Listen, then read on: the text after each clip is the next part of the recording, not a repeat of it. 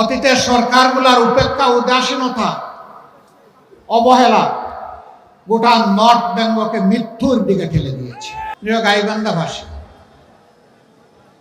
এই যে আপনাদের পাশ দিয়ে নদীগুলা বয়ে গিয়েছে, এগুলো আল্লাহ তাআলার রহমত, নিয়ামত। কিন্তু এই নিয়ামত গুলাকে অতীতের 54 বছরের সরকারগুলো সংরক্ষণ করেনি।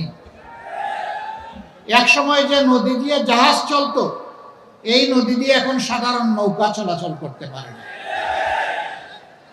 গতকাল ঢাকা থেকে যখন আসছিলাম, নিচের দিকে চেয়ে চেয়ে দেখলাম, আর আস্তে আস্তে চোখের কোনায় পানি জমে গেল।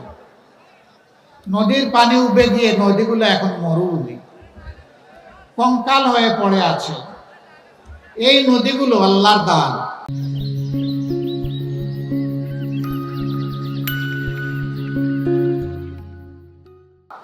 চারটা বড় বড় নদী আল্লাহ তাআলা নর্থ বেঙ্গলের মানুষের জন্য নিয়ামত হিসাবে দান করেছিলেন।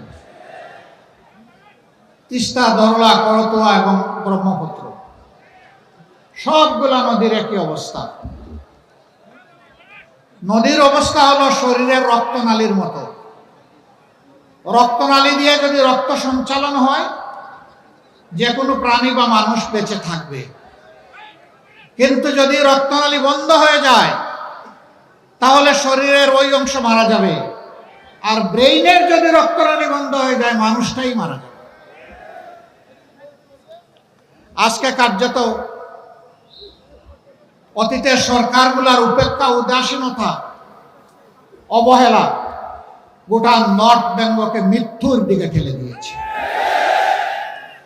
নদী মরে যাওয়া মানে আমাদের মাটি মরে যাওয়া, আমাদের মাটি মরে যাওয়া মানে আমাদের রিজেকের দুয়ার বন্ধ হয়ে যাওয়া।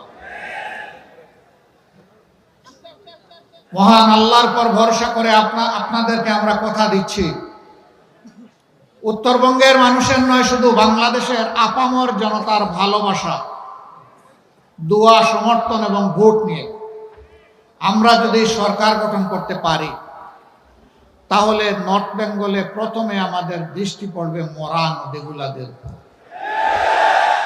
নদীর জীবন ফিরে আসবে, নর্থ বেঙ্গলের জীবন ফিরে আসবে ইনশাআল্লাহ। আমরা গোটা নর্থ বেঙ্গলকে একটা কৃষিভিত্তিক রাজধানীতে পরিণত করতে চাই। এখানকার মানুষ আসমানের আপেল খাওয়ার জন্য কারো কাছে দাবি জানায়নি। সহজ সরল জীবনযাপন, অল্পে তুষ্ট, কঠোর পরিশ্রমী। তাদেরকে তাদের পরিশ্রমের জায়গাটা তৈরি করে দিতে হবে। হাড় ভাঙা পরিশ্রম করে এখন মাঠে আগের মতো ফসল ফলে না। সার দিতে দিতে জমির জান শেষ। এর মূল কারণ হচ্ছে ওই যে মিঠা পানির পরশ থেকে, স্পর্শ থেকে আমাদের মাটি, আমাদের জমি বঞ্চিত হয়ে পড়েছে। তিস্তা মহাপরিকল্পনার পাশাপাশি নদীগুলাকে জীবন দেওয়ার মহাপরিকল্পনা নেওয়া হবে ইনশাআল্লাহ।